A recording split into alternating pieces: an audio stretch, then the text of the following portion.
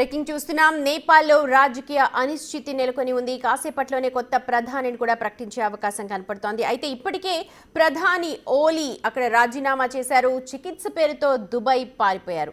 మరోవైపు హోంమంత్రితో పాటు 5 మంత్రులు కూడా రాజీనామా చేశారు. అయితే ఇప్పుడు వారందరినీ వారి అధికారిక నివాసాల నుండి హెలికాప్టర్ల ద్వారా ఆర్మీ తరలిస్తోంది. తాజాగా ఆర్థిక మంత్రిని వెంబడించి మరి ఆందోళనకారులు దాడి చేసినట్లుగా కూడా మనకు సమాచారం అందుతోంది.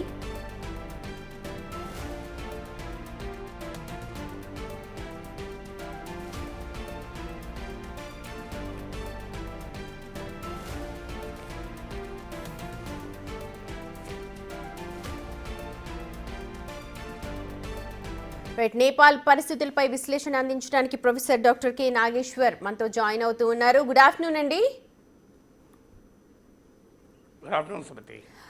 నాగేశ్వర్ గారు, కొద్దిసేపటి క్రితమే ఓలీ రాజీనామా చేశారు, పారిపోయారు. అవన్నీ ఎలా ఉన్నప్పటికీ ఈ జెన్జీ ఆందోళనకు ప్రభుత్వం తలొగ్గినట్టే మనం అనుకోవచ్చా? అంటే ఇప్పటివరకైతే ప్రధానమంత్రి కేపీ శర్మ ఓలీ రిజైన్ చేశారు. నిన్ననే హోం మంత్రి, కమ్యూనికేషన్స్ మంత్రి రాజీనామా చేశారు. అలాగే ఇంకా ఇతర మంత్రులు కూడా రాజీనామాలు చేస్తున్నట్టున్నారు. వార్తల్లో వస్తుంది అయితే ప్రైమ్ మినిస్టర్ దుబాయ్కి చికిత్స పేరిట వెళ్ళిపోయారు అని అంటున్నారు. ఒక రకంగా మీకు మీడియాలో వస్తున్న కథనాల ప్రకారం మినిస్టీరియల్ క్వార్టర్స్ ఉన్న చోట హెలికాప్టర్లు ప్రయాణాలు చేస్తున్నాయి. అక్కడ నుంచి కాఠ్మండు ఎయిర్పోర్ట్ అని, ఈవెన్ కాఠ్మండు ఎయిర్పోర్ట్లో కూడా ఫ్లైట్స్ రద్దు చేశారు. అంటే దీన్ని బట్టి చూస్తుంటే అది ప్రభుత్వంలో ఉన్న ముఖ్యుల్ని బయటికి పంపించేస్తున్నారు అన్న వార్తలు కనబడుతున్నాయి. సో దాంతోపాటు ప్రైమ్ మినిస్టర్ ఇంటిని తగలబెట్టారు, ప్రచండ ఇంటిని తగలబెట్టినట్టు వార్తలు వస్తున్నాయి. సో అందువల్ల చాలా సీరియస్గా ఉంది రాజకీయాలు చూస్తుంటే. ఆర్మీనే ప్రైమ్ మినిస్టర్ను తప్పుకోమని చెప్పినట్లుగా కూడా వార్తలు వస్తున్నాయి. అంటే prime minister KP Sharma Oli army chief and చీఫ్తో మాట్లాడితే మీరు అధికారంలో ఉన్నంత కాలం మేము కంట్రోల్ చేయలేము అని చెప్పినట్లు కూడా వార్తలు వస్తున్నాయి. సారీ టు ఇంటరప్ట్, ఎందుకు ఇంత వ్యతిరేకత వచ్చింది ఓలీ మీద? ఇది ఒక్క ఓలీ మీద వ్యతిరేకత కూడా కాదు, ఇది ఎంటైర్ పొలిటికల్ క్లాస్ పైన వ్యతిరేకత. దీనికి కారణం ఏంటంటే ఇది ఒక నేపాల్ ఇది డెమోక్రటిక్ ట్రాజడీ, ప్రజాస్వామిక విషాదగాథ. మీకు ఆశ్చర్యం వేస్తుంది, నేపాల్లో అధికారంలో ఉన్న నేపాలీ కాంగ్రెస్ నాయకులపై కూడా ప్రజలు తిరగబడుతున్నారు. నేపాలీ కాంగ్రెస్ నాయకుల ఇళ్లను కూడా తగలబెడుతున్నారు. అలాగే ప్రజెంట్ అధికారంలో ఉన్న KP Sharma Oli, Communist party of Nepal United Marxist Leninist అని, సో ఆయన ఇంటిపైనకి అటాక్ చేశారు. ప్రచండ అయితే Communist party of Nepal Maoist పార్టీకి నాయకుడు. సో నేపాల్లో 10 ఏళ్ల పాటు జరిగిన సాయుధ తిరుగుబాటుకు నాయకత్వం వహించి తర్వాత ఆయుధాలు వదిలేసి డెమోక్రటిక్ మెయిన్ స్ట్రీమ్లో వచ్చి రాచరికానికి వ్యతిరేకంగా జరిగిన ఐక్య పోరాటంలో పాల్గొన్నారు. ఒక దశలో కమ్యూనిస్ట్ గ్రూపులన్నీ కలిసి communist party of Nepal United Marxist లెనినిస్ట్గా ఫామ్ అయ్యాయి, సిపిఎన్ యుఎంఎల్గా. ఇప్పుడు అవి మళ్ళీ ముక్కలై కేపీ శర్మ ఓలీ నాయకత్వంలో సిపిఎన్ యుఎంఎల్, ప్రచండ నాయకత్వంలో సిపిఎన్ మావోయిస్టు, అలాగే మాధవ్ కుమార్ నేపాల్ మరో మాజీ ప్రధాని ఆయన నాయకత్వంలో communist party of Nepal united సోషలిస్టులుగా విడిపోయాయి. ఇందులో అధికారం కొరకు దోబూచులాట, దాగుడు మూతలు, నేపాలీ కాంగ్రెస్తో విన్యాసాలు. ఒకప్పుడు సాయుధ పోరాటానికి నాయకత్వం వహించి తుపాకీ పట్టుకొని పోరాడిన ప్రచండ ఇప్పుడు విన్యాసాలతో, అవకాశవాద పొత్తులతో అధికారంలో ఉండడానికి ప్రయత్నిస్తున్నటువంటి ఒక పరిస్థితి.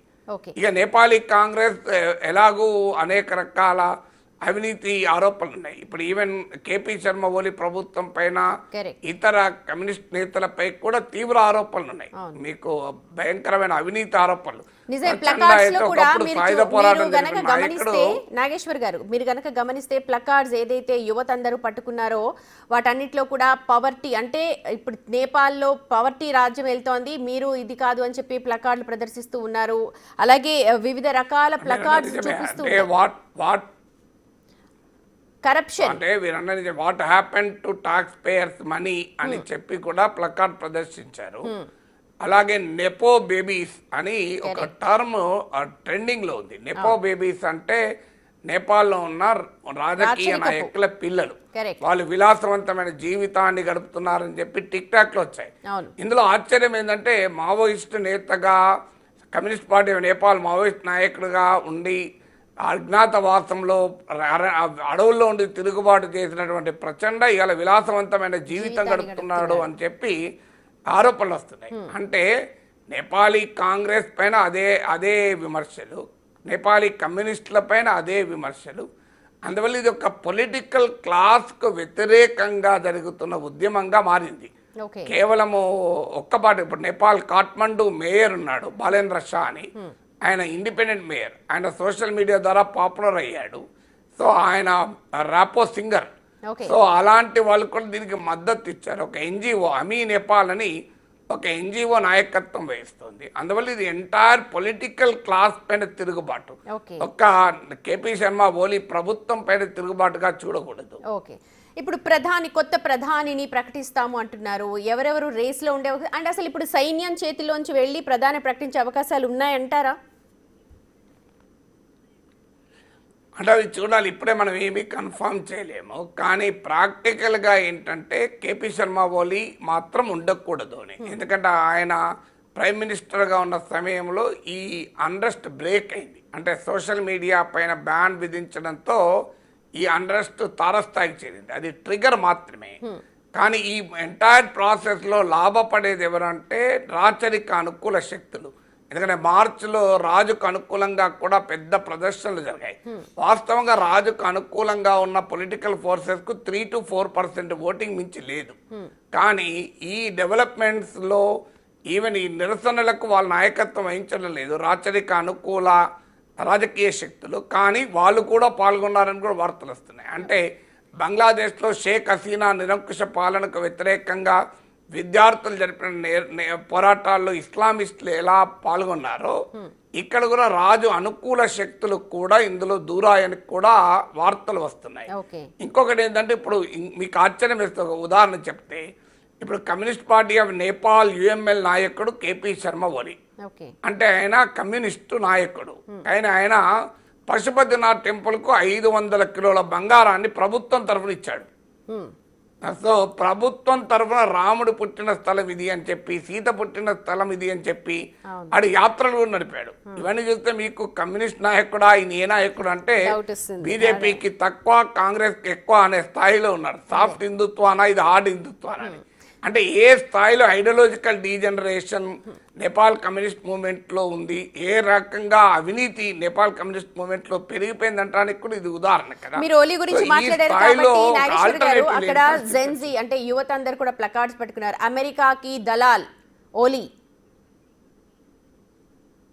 ఇలాంటి ప్లకార్డ్స్ కూడా చాలా. దానికి కూడా కారణం ఏంటంటే అంటే ఇందులో ఈ ప్లకార్డులను బట్టి మనం, ఎందుకంటే ఇది ఏ ఆర్గనైజ్డ్ పొలిటికల్ ఫోర్స్ వెనకాల ఉండే నాయకత్వం వహిస్తున్నట్టుగా కనబడం లేదు. స్పాంటేనియస్ ప్రొటెస్ట్లు అయితే అదే సమయంలో ఈ స్పాంటేనియస్ ప్రొటెస్ట్లు అని చెప్పలేము. ఖచ్చితంగా కొన్ని శక్తులు దాని వెనకాల చేరుతాయి. అమెరికన్ కంపెనీలకి ఈ మధ్య కాలంలో బ్రేక్స్ వేశారు అని కూడా కేపీ శర్మ ఓలీ ప్రభుత్వమే బ్రేక్ వేసిందని కూడా వచ్చింది. మరి అందువల్ల అమెరికా దీని వెనకాల ఉందని కూడా ఆరోపణలు వస్తున్నాయి. వాళ్ళ పత్రికల్లో కూడా, మన తెలుగు పత్రికలు ఆంధ్రజ్యోతిలో కూడా ఆంధ్రజ్యోతి అనుకుంటాను ఏదో ఒక తెలుగు పేపర్లో మొదటి పేజీలో కూడా ప్రచురితమైంది. సో అందువల్ల ఈ ఆరోపణలు, కానీ అది కూడా మనం ఏం కన్ఫర్మ్ చేయలేము. దీని వెనకాల ఇప్పుడు అమెరికా ఉందా, చైనా ఉందా, దీని వెనకాల ఎవరున్నారని కన్ఫర్మ్ చేయలేదు. కానీ రాచరికానికి అనుకూల శక్తులు మాత్రం తప్పనిసరిగా దీన్ని ఉపయోగించుకుంటాయని మాత్రం ఖచ్చితంగా చెప్పగలం. రాచరికం నుంచి బయటపడ్డారు కనుక. ఓకే, ప్రస్తుతం ఇండియా ఎఫెక్ట్ అంటే ఇప్పుడు ఇండియా చుట్టుపక్కల ఉన్నవి శ్రీలంక కావచ్చు, బంగ్లాదేశ్ కావచ్చు, పాకిస్తాన్ ఆల్రెడీ అటు వెళ్ళిపోయింది, ఇంకా మిగిలింది ఒక భూటాన్ మాత్రమే. ఇప్పుడు మనకు నేపాల్ కూడా, ఇదంతా ఒక కుట్రలో భాగం అనుకోవచ్చా? మన చుట్టుపక్కల ఉన్నవన్నీ కూడా అగ్నికి ఆజ్యం పోసినట్టు రగులుతూనే ఉన్నాయి, మనల్ని శాంతంగా ఉండనివ్వట్లేదు. అంటే అలా ఎలా మన కంక్లూషన్ వస్తుంది, అది ఫార్ఫెచ్డ్ కంక్లూజన్. నేపాల్లో జరిగే పరిణామాలు ఇండియాకు వ్యతిరేక కుట్ర ఎందుకు అవుతుంది, కానీ అది సమస్య కాదు. మీకు అది ప్యూర్లీ నేషనల్ డొమెస్టిక్ ఫినామినన్. నేపాల్లో అవినీతి రాజ్యం వెళుతోంది, పొలిటికల్ క్లాస్ అవినీతిలో మునిగి విలాసాలు అనుభవిస్తున్నారు. నేపాల్ ఏమో పేద దేశం, దాని ఇన్కమ్ తలసరి ఆదాయం $1,300, అంటే మన దేశ తలసరి ఆదాయంలో 1/3 కూడా ఉండదు.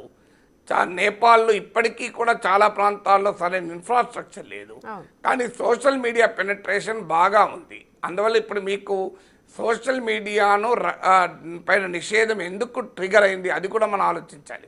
అంటే సోషల్ మీడియాను ఇప్పుడు నిషేధాన్ని ఎత్తివేసినా కూడా ఆ పోరాటాలు ఆగడం లేదు. సోషల్ మీడియాలో నిషేధం ఎందుకు ట్రిగర్ అయిందంటే యూత్ ఏమో తమ ఫ్రీ ఎక్స్ప్రెషన్కు సోషల్ మీడియాను ఒక ఆయుధంగా వాడుకుంటున్నారు. ఇప్పుడు ఉదాహరణకు ఇంతకుముందు చెప్పినట్లు నెపో బేబీస్ అనే టర్మ్ ఎందుకు ట్రెండింగ్ అయిందంటే పెద్ద ఎత్తున ప్రజలు రాజకీయ క్లాస్ విలాసాలు అనుభవిస్తుందని తమ వ్యతిరేకతను వ్యక్తం చేశారు ఆ రూపంలో. తర్వాత నేపాల్లో టూరిజం యొక్క ప్రధానమైన బిజినెస్ ఎంటర్ప్రైజ్, టూరిజంలో ఉండేటువంటి వాళ్ళు ఎక్కువగా సోషల్ మీడియా పైన ఆధారపడతారు. సో అందువల్ల సోషల్ మీడియా బ్యాన్ వల్ల వాళ్ళు కూడా ఎఫెక్ట్ అయ్యారు. తర్వాత నేపాల్ జనాభాలో 7.5% విదేశాల్లో మైగ్రెంట్ లేబర్గా, మైగ్రెంట్ వర్కర్స్గా వెళ్ళిపోయి ఉన్నారు. వాళ్ళందరూ కూడా తమ దేశంలో తమ కుటుంబాలతో కనెక్ట్ అయ్యడానికి వేరే మార్గం లేదు సోషల్ మీడియా తప్ప. సో అందువల్ల ఇలా అన్ని రకాల వాళ్ళు, ఈవెన్ పొలిటికల్లో ఇప్పుడు ఇంతకుముందు చెప్పిన బలేంద్ర షా కాఠ్మండు మేయర్, ఆయన సోషల్ మీడియా పాపులారిటీతోనే మేయర్ కూడా అయ్యాడు. ఇలా అందరూ సోషల్ మీడియాను ఉపయోగించుకుంటున్న తరుణంలో సోషల్ మీడియా పైన బ్యాన్ విధించడం పొలిటికల్ క్లాస్ మా వాయిసెస్ను అణచివేస్తుంది అన్న భావం బలంగా పెరిగేది రోడ్ల మీదకి పోరాటంగా మారింది. ఒక్కసారి ప్రజలు తిరగబడిన తర్వాత రకరకాల శక్తులు దాంట్లో దూరి వాటిని ఉపయోగించుకునేటువంటి ప్రయత్నాలు కూడా చేస్తాయి కదా. Correct correct. అయితే ఇప్పుడున్న పరిస్థితుల్లో నేపాల్ మళ్ళీ పూర్వస్థితికి రావడానికి ఎలాంటి ఆచరణ యోగ్యమైన విధానాలు రూపొందించుకోవాలి అక్కడ, అసలు అలాంటి సిచ్యువేషన్ ఎప్పటికి వచ్చే అవకాశం ఉంది? అంటే ఇప్పుడు మొదలు నేపాల్లో ఈ వ్యతిరేకత రావటానికి కారణం మళ్ళీ రాచరికానికి వెళ్ళడం పరిష్కారం కాదు. ఎందుకంటే రాచరిక పీడను వదిలించుకునే నేపాల్ ఒక సెక్యులర్ డెమోక్రటిక్ కంట్రీగా ఎమర్జ్ అయింది. సో అందువల్ల ఇప్పుడు మళ్ళీ వెళ్ళి ఇప్పుడు తిరిగి రాజును తీసుకొచ్చి కూర్చుండబెట్టాలి అనే ఒక ప్రయత్నం, అక్కడున్న మితవాద శక్తులు కలిసి ఆడ ప్రయత్నం ఏంటి అంటే రాజుకు అనుకూలం. ఇప్పుడు ఈవెన్ ఆ రాజుకు అనుకూలమైనటువంటి శక్తులకు ఇది ఊతం ఇచ్చిస్తుంది, దాన్ని కాకుండా జాగ్రత్త పడాలి. అంటే ప్రజలకు డెమోక్రటిక్ ఎక్స్పెరిమెంట్, ప్రజాస్వామిక ప్రయోగం ఫెయిల్ అయినప్పుడు ప్రజల్లో మాకు రాజే నయం కదా, రాజే బెటర్ కదా అనుకునే ప్రమాదం కూడా ఉంటుంది. అంటే నేపాలీ ప్రజల మధ్య ఒక కరప్ట్ డెమోక్రసీ, ఒక రిప్రెసివ్ మొనార్కీ, అంటే ఒక నిర్బంధ రాచరిక వ్యవస్థ, ఒక అవినీతితో కూడిన ప్రజాస్వామిక వ్యవస్థల మధ్య ఛాయిస్గా ఉండకూడదు. ఛాయిస్ అనేది ఒక బెటర్ డెమోక్రసీగా ఉండాలి. అందువల్ల బ్యాడ్ డెమోక్రసీ అనే దానికి పరిష్కారం రాచరికం కాదు, గుడ్ డెమోక్రసీ పరిష్కారం. సో అది అన్ఫార్చునేట్లీ ప్రజలు రాచరికం వైపుగా వెళ్ళే ప్రమాదం కూడా ఉంటుంది. ఆల్రెడీ రాచరికానికి అనుకూలంగా రాజును తిరిగి తీసుకురావాలని చెప్పి మార్చిలో ప్రదర్శనలు జరిగాయి. ఇప్పుడు ఈ నిరసనలో కూడా వాళ్ళు దూరారు, వాళ్ళు కూడా ఇందులో ఇన్వాల్వ్ అయ్యారు అంటున్నారు. ఎందుకంటే వాళ్ళకి అది పండుగే కదా. ఎందుకంటే ప్రజాస్వామిక పాలకులు, ప్రజాస్వామిక రాజకీయ నాయకులు విలాసవంతమైన జీవితం గడుపుతున్నారని ప్రజల్లో వ్యతిరేకత వస్తే అది రాజును సహజంగానే రాచరికానికి బలాన్ని చేకూరుస్తుంది. అది జరగకుండా చూడాలి, ఇది మొదటిగా చూడాలి. ఇక రెండవది పొలిటికల్ కరప్షన్ను ఎదుర్కోవాలి. ఎందుకంటే ఇదంతా ప్రజల నుంచి తీవ్ర వ్యతిరేకత, రాజకీయ అవినీతికి వ్యతిరేకంగా తిరుగుతారు. అందువల్ల పొలిటికల్ పార్టీస్, అది నేపాలీ కాంగ్రెస్ కానీ నేపాలీ కమ్యూనిస్టులు కానీ అందరూ కూడా ప్రజలకు ఇచ్చిన హామీల విషయంలో దే ఆర్ సింప్లీ ఫెయిల్డ్. అంటే ప్రజలకు తమ హామీలను నిలబెట్టుకోలేకపోయారు. అందువల్ల పొలిటికల్ క్లాస్ అనేది అర్థం చేసుకోవాలి. మధ్య విన్యాస ప్రమాదకరమైన రాచరికానికి అవకాశం ఇవ్వకూడదు అని. వీళ్ళ అధికారం కొరకు అవకాశవాదంతో ఒకరినొకరు వెన్నుపోట్లు పొడుచుకుంటూ బతుకుతున్నారు ఇప్పటిదాకా. సో ఎవరితో ఎప్పుడు కలుస్తాడో కూడా తెలియని పరిస్థితి నేపాల్లో. ఆ దుస్థితి ఖచ్చితంగా మళ్ళీ రాచరికానికి బలాన్ని చేకూరుతుంది. ఈవెన్ విదేశీ శక్తులకు కూడా బలాన్ని చేకూరుతుంది. ఇప్పుడు అమెరికా ఉందా దీని వెనకాల, చైనా ఉందా అనే చర్చలు ఎందుకు వస్తున్నాయంటే కారణం అది. ఎప్పుడు కూడా దేశంలో గనక బలమైన పొలిటికల్ స్టెబిలిటీ లేకపోతే అది బయట శక్తులు ఉపయోగించుకున్నప్పుడు షేక్ హసీనాకు వ్యతిరేకంగా బలమైన ప్రజా వ్యతిరేకత వచ్చినప్పుడు పాకిస్తాన్ అనుకూల ఇస్లామిక్ శక్తులు ఉపయోగించుకున్నాయి. సో అందువల్ల స్టేట్లెస్ సొసైటీగా ఉండకూడదు ఏ దేశం కూడా. అందువల్ల ఈ అనార్కీని ఎటువైపైనా వెళ్ళే అవకాశం ఉంది. ఎందుకంటే పిల్లల్లో పిల్లలు ఈ స్కూల్ డ్రెస్సుల్లో కాలేజ్ డ్రెస్సులో వచ్చి కూడా ఈ పోరాటంలో పాల్గొన్నారు.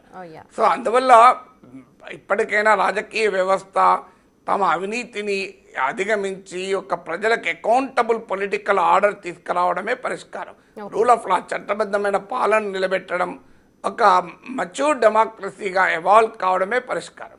ఇప్పుడు అక్కడ అలాంటి వాళ్ళు ఎవరు ఉన్నారు అని ఏమైనా ఇన్ఫర్మేషన్ ఉందా, లేకపోతే కొత్త ప్రధాని పేర్లలో అలా చెప్పడం కష్టము. ఓకే, అయితే అలా I can't speculate on that, ఎందుకంటే వారి బయోడేటాలు నేను పరిశీలించి తీర్పు చెప్పలేను కదా. రైట్. అయితే ఇప్పుడున్న సిచ్యువేషన్స్ కనుక మనం చూస్తే ఓలీ గురించి మాట్లాడుకుంటే, ఇంతకు ముందు ఎప్పుడు టైం దొరికినా సరే మన మీద విషం కక్కారు, అనవసరమైన మాటలు మాట్లాడారు. అలాంటి ఓలీ ఇప్పుడు దుబాయ్ పారిపోయాడు. మన పక్కనున్న బంగ్లాదేశ్ హసీనా మన దగ్గరకు వచ్చింది. సో ఇవన్నీ సినారియోస్ చూస్తుంటే చాలా మంది చాలా డౌట్స్ వ్యక్తం చేస్తున్నారు. మీరు అన్నట్టుగా తెలుగు పత్రికలు కూడా చాలా రాశాయి. అంటే అమెరికా పైన అనుమానాలు ఎందుకు ఏర్పడుతున్నాయంటే, బంగ్లాదేశ్లో కూడా షేక్ హసీనా ఆరోపించారు, అమెరికా మమ్మల్ని ఒక ఐలాండ్ అడిగింది, మేము ఇవ్వమంటే ఇచ్చి ఉంటే నేను అధికారంలో ఉండేదాన్ని అన్నారు. సహజంగా అమెరికా, బ్రిటన్లు ఇలా రాజకీయ పొలిటికల్ అసైలం, రాజకీయ ఆశ్రయాన్ని ఇస్తూ ఉంటారు పొలిటీషియన్స్కు, పొలిటికల్ డిసిడెంట్లకు కూడా. మీకు ఈవెన్ ఖలిస్తాన్ తీవ్రవాదులకు కూడా అమెరికాలో, యూకేలో, కెనడాలో ఆశ్రయం పొందుతున్నారు. కానీ షేక్ హసీనా చెల్లెలు కూతురు బ్రిటన్లో అధికార లేబర్ పార్టీ ఎంపీ అయినా కూడా యూకే ఆమెకు అసైలం ఇవ్వలేదు, రాజకీయ ఆశ్రయం. వాస్తవంగా ఆమె ఇండియాలో ఉండటానికి రాలే, ట్రాన్సిషన్గా అనే మార్గ మధ్యంలో భారత్లో ఆగింది. ఇప్పటికి కూడా భారతదేశానికి రాజకీయ ఆశ్రయం ప్రకటించలే. మీకు అమెరికాలో ఆమె కొడుకుంటాడు, అయినా కూడా అమెరికా కూడా పొలిటికల్ అసైలం ఇవ్వడం లేదు. సో అలాంటి ఎందుకు ఇవ్వడం లేదు అనుకున్నప్పుడు షేక్ హసీనా ఆరోపణలకు ఎక్కడో కన్నా బలం చేకూరుతాయి. ఇక చైనాకు కేపీ శర్మ ఓలీ అనుకూలమనే కాదు, మనకు అర్థం కావాలంటే నేపాల్లోనే కాదు, చైనా ఇంపాక్ట్ మీకు మాల్దీవ్స్లో ఉంది, శ్రీలంకలో ఉంది, అన్ని ప్రాంతాల్లో ఉంది. అది వేరే సబ్జెక్ట్. కానీ ఇక్కడ నేపాల్లో యాంటీ ఇండియా సెంటిమెంట్ ఒక్క కేపీ శర్మ ఓలీకే కన్ఫైన్ కాదు. ఉదాహరణకు కొన్ని ప్రాంతాలు, కాలాపాని అనుకుంటా, ఓ ఏరియాలో ఈవెన్ భారతదేశ భూభాగానికి కూడా నేపాల్ అఫీషియల్ మ్యాప్లో కలుపుకొని వాళ్ళ పార్లమెంట్ ఏకగ్రీవంగా ఆమోదించింది. అంటే ఇండియన్ టెరిటరీస్, మనం క్లెయిమ్ చేస్తున్న టెరిటరీస్ కూడా నేపాల్ పొలిటికల్ మ్యాప్లో కలుపుకొని దాని కాన్స్టిట్యూషన్లో భాగం చేస్తూ నేపాల్ పార్లమెంటు చట్టమే చేసింది. అందువల్ల దాన్ని ఏకగ్రీవంగా అందరూ కూడా ఆమోదించారు. అందువల్ల ఆ యాంటీ ఇండియన్ సెంటిమెంట్ నేపాల్లో ఉన్నమాట నిజం. నేపాల్లోనే కాదు, మీకు మాల్దీవ్స్లో అదే సెంటిమెంట్ ఉండే. మహమ్మద్ మొయిద్ అయితే ఇండియా అవుట్ అనే క్యాంపెయిన్తోనే అధికారంలోకి వచ్చారు. తర్వాత కాస్త వెనక్కు తగ్గాడు. ఇప్పుడు ఇటీవల మన ప్రైమ్ మినిస్టర్ కూడా వెళ్ళి ఆ మాల్దీవ్స్లో పర్యటించారు. శ్రీలంకలో కూడా ఈ యాంటీ ఇండియా సెంటిమెంట్ ఉండే, కాస్త ఇప్పుడు రిలేషన్స్ ఇంప్రూవ్ చేసి ఇవన్నీ అటు ఇటు జరుగుతూ ఉంటాయి. బంగ్లాదేశ్లో మొదటి నుంచి కూడా షేక్ హసీనా అధికారంలో ఉన్నప్పుడు భారత్తో మంచి సంబంధాలు ఉండే. సో ఖాలిదా జియా అధికారంలో ఉన్నప్పుడు ఆ సంబంధాలు లేకుండే. ఇప్పుడు షేక్ హసీనా అధికారంలోకి వెళ్ళారు. పాకిస్తాన్ అనుకూల ఇస్లామిస్ట్ శక్తుల ఇన్ఫ్లుయెన్స్లో ఉండే మహమ్మద్ యూనస్ అధికారంలో ఉన్నాడు కనుక యాంటీ ఇండియా సెంటిమెంట్ ఉన్నమాట నిజం.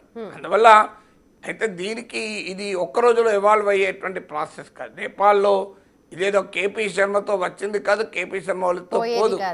ఎందుకంటే భారతీయ జనతా పార్టీ కూడా అక్కడ బీజేపీ ప్రత్యేకంగా రాచరికానికి అనుకూల రాజకీయ శక్తులకు మద్దతు ఇస్తుంది. సో అందువల్ల కూడా నేపాల్లో ఆ వ్యతిరేకత, రాచరికం పైన వ్యతిరేకత, మనపై వ్యతిరేకతగా కూడా మార్పు చెందింది. మీకు అక్కడ నేపాల్లో మదేశీ ఆందోళన జరిగినప్పుడు కూడా మన ప్రభుత్వం తీరు, ఓవరాల్గా మన ప్రభుత్వం pro monarchy, BJP government pro monarchy ఉంటుంది అనేటువంటి భావన కూడా ఉంది. అది కూడా ఒక కారణం. యాంటీ మొనార్కీ సెంటిమెంట్ బలంగా ఉన్నప్పుడు అది యాంటీ ఇండియా సెంటిమెంట్ కూడా పరిగణించింది. ఓకే, నాగేశ్వర్ గారు, ఈ ఎఫెక్ట్ మన పౌరులు అంటే ఆల్రెడీ మన పౌరులు అక్కడ ఉన్నారు, మన ఎంబసీ కూడా జాగ్రత్తగా ఉండమని చెప్పింది. మన నైబర్ దేశాలు ఇలాగా అల్లకల్లోలంగా ఉన్నప్పుడు దాని ఎఫెక్ట్ మన మీద కూడా కొద్దో గొప్ప ఉంటుంది కదా? అంటే డెఫినెట్గా ఉంటుంది. అయితే నేపాల్ సినారియో వేరు, బంగ్లాదేశ్ సినారియో వేరు. ఎందుకంటే నేపాల్ మా భారత భూభాగంలో తీవ్రవాదుల్ని ప్రోత్సహించిన చరిత్ర ఏమి నేపాల్కి లేదు కదా. మీకు బంగ్లాదేశ్లో సమస్య ఏంటంటే అది నార్త్ ఈస్టర్న్ తీవ్రవాదులకు బంగ్లాదేశ్ అడ్డగా ఉండే ప్రమాదం ఉంది. ఈ మధ్య నార్త్ ఈస్టర్న్ తీవ్రవాదం కొంత తగ్గినా కూడా లేదు. పాకిస్తాన్ చేతుల్లోకి వెళితే ఇస్లామిక్ తీవ్రవాదులకు కూడా అడ్డాగా ఉండే ప్రమాదం ఉంది కనుక మనకు ఎక్కువ ఛాలెంజ్. బంగ్లాదేశ్ పరిణామాలు వేరు. బంగ్లాదేశ్ పరిణామాలు నేపాల్ పరిణామాలు మనం పోల్చి చూడలేము. ఇమీడియట్ గా మన ఇండియన్ సెక్యూరిటీకి, ఇండియన్ టెరిటోరియల్ ఇంటిగ్రిటీకి అదే ప్రమాదం అని నేను అనుకోను. Okay, fine. ఇప్పుడున్న పరిస్థితుల్లో ఆయన రాజీనామా చేశారు, ఆందోళనకారులు శాంతించారని అనుకుంటున్నాం, సంబరాలు చేసుకుంటున్నారు. సో ప్రస్తుతం వాళ్ళు చేయాల్సిన పని ఏంటి అనేది ఒక 1 minute చెప్పండి. నేపాల్ ప్రభుత్వాలు అక్కడ ప్రజలకు చేయాల్సిన పని అంటే ఇప్పుడు still situation is very volatile. ఇమీడియట్గా వాళ్ళ టార్గెట్ సోషల్ మీడియా బ్యాన్ ఉండే గనక ఆ బ్యాన్ ఎత్తివేశారు. తర్వాత వాళ్ళ టార్గెట్ అధికారంలో ఉన్న ప్రైమ్ మినిస్టర్ పైన ఉండే గనక కేపీఎస్ శర్మ ఓలీ రాజీనామా చేస్తే సంబరాలు జరుపుకోవచ్చు. కానీ ఇళ్ళకనే పండుగ కాదు. అసలు ప్రజల ఆగ్రహానికి మూలము కరప్ట్ పొలిటికల్ సిస్టమ్. ప్రజల ఆగ్రహానికి మూలము పేదరికము, అసమానతలు, ఆర్థికపరమైన ఇబ్బందులు. ప్రజల ఆందోళనకు కారణము పొలిటికల్ క్లాస్ ప్రజలకు దూరం కావడం. సో దాన్ని అడ్రస్ కానంత కాలం ఈ సమస్య ఇప్పుడే పరిష్కారం కాదు. మనం చూసాం ఈజిప్టు, తునిషియా లాంటి దేశాల్లో ఫేస్బుక్ ఉపయోగించుకుని పెద్ద ఎత్తున ప్రజలు నిరసనకు వచ్చారు. కానీ ఆ తర్వాత అధికారంలోకి వచ్చిన వాళ్ళు ఏం గొప్ప నాయకులు కాదు, గొప్ప ప్రభుత్వాలు ఏం కాదు. సో బంగ్లాదేశ్లో కూడా షేక్ హసీనాను పారద్రోలను పెద్ద ఉద్యమం అది. అన్ని రకాల శక్తులు అందులో ఇన్వాల్వ్ అయ్యారు ఈవెన్. కానీ అల్టిమేట్గా షేక్ హసీనా నిరంకుశ పాలన పోయింది, కానీ అంతకన్నా పనిమాల పాలన వచ్చింది అక్కడ. సో అందువల్ల మనం ఇప్పుడున్న పొలిటికల్ సిచ్యువేషన్ మనం ఇప్పుడిప్పుడే ప్రిడిక్ట్ చేయలేం. హైలీ వాలటైల్ ఉన్న మాట నిజం. ఎందువల్ల ఈ ప్రొటెస్ట్ లేదా అరబ్ స్ప్రింగ్ లాగా నేపాల్ స్ప్రింగ్ అంటే అరబ్ స్ప్రింగ్ ఏం రిజల్ట్ ఇచ్చింది? మీకు ఈజిప్ట్లో ముస్లిం బ్రదర్హుడ్ లాంటి పార్టీలకు కూడా బలోపేతం చేసింది. అందువల్ల పొలిటికల్ చేంజెస్ ఇలా యాంగర్తో అంటే స్ట్రీట్ యాంగర్తో రాజకీయ పరిణామాలు రావు. ఆర్గనైజ్ పొలిటికల్ మూవ్మెంట్స్ గా మారినప్పుడు మాత్రమే పాజిటివ్ చేంజెస్ వస్తాయి. శ్రీలంక మీకు ఉదాహరణ. శ్రీలంకలో ప్రజల వ్యతిరేకత ఆర్గనైజ్ పొలిటికల్ చేంజ్ కారణమే అనుర్ కుమార్ దిస్నాయక్ ప్రెసిడెంట్ అయ్యాడు. అది అక్కడ ఉద్యమం అన్ని. అందువల్ల ఆర్గనైజ్ పొలిటికల్ మూవ్మెంట్ జరగాల్సిందే తప్ప లేకపోతే ఇది అనార్కీకి కూడా దారి తీసే ప్రమాదం కూడా ఉంటుంది. రైట్ అండి, thank you so much Nageshwar గారు. అది ఆర్గనైజ్డ్ పొలిటికల్ మూవ్మెంట్ వస్తే తప్ప నేపాల్లో ఉన్న పరిస్థితులకు ఒక శాశ్వత పరిష్కారం లభించే అవకాశం ఉంది అని చెప్పి అరెస్ట్ ప్రొఫెసర్ కె నాగేశ్వర్ అభిప్రాయపడుతూ ఉన్నారు. చూద్దాం మరి అలాంటి మూవ్మెంట్ వస్తుందో లేదో నేపాల్లో. ఇవి సమయానికి updates. For more updates keep watching.